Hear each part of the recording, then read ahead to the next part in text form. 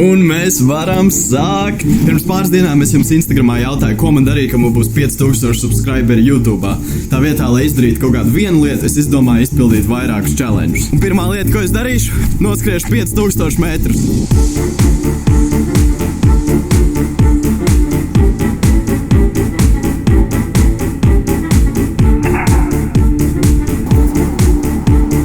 Smieklīgi ir tas, ka 1. aprīlī es ieliku storiju Instagramā kā joku, pasakoties visiem saviem 5000 abonētājiem. Ei, paldies par 5000 subscriberiem YouTube.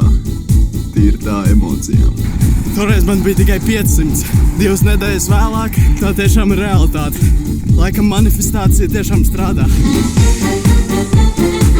Jā, veicīt. Es tikai gribēju pateikt paldies, ka palīdz man filmēt vīdzikus. Paldies, ka iedeva man ideju uztaisīt banānu kā mikrofonu. Very nice. Thank you. Kāpēc mikrofons ir banāns? Kāpēc nē? Varēja viņš svaigi banānu. Šī ir visgaršīgākie tādi nobrūnējuši pusdienu. Es tikko sapratu, ka es jau par daudz noskrēju. Čau, var kaut ko pacelties? Paldies Speakeasy, ka vienmēr ļauj man šeit filmēt. Nākamais izaicinājums, ko man, protams, daudz teica, ir apēst 5000 pupiņas. Tad es sapratu, ka man daudz vieglāk būtu nopirkt 5000 gramus ar pupiņām.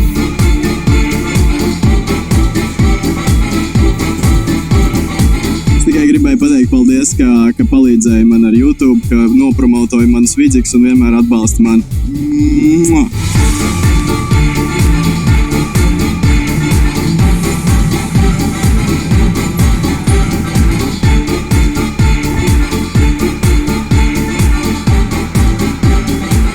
Pilnīgi neko neesmu mēdis. Tagad es lēnītē mēdīšu šīs pupiņas un pie reizes montēšu video.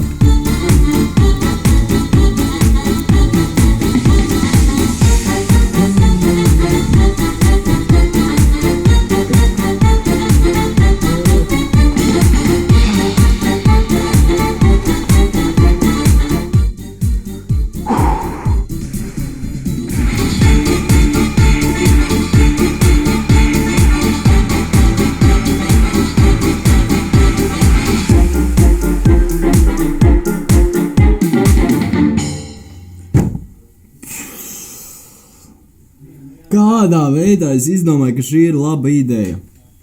Kurā brīdī es varēju iedomāties, ka apēst 5 kg ar pupiņām ir normāli, ka es to varēšu izdarīt?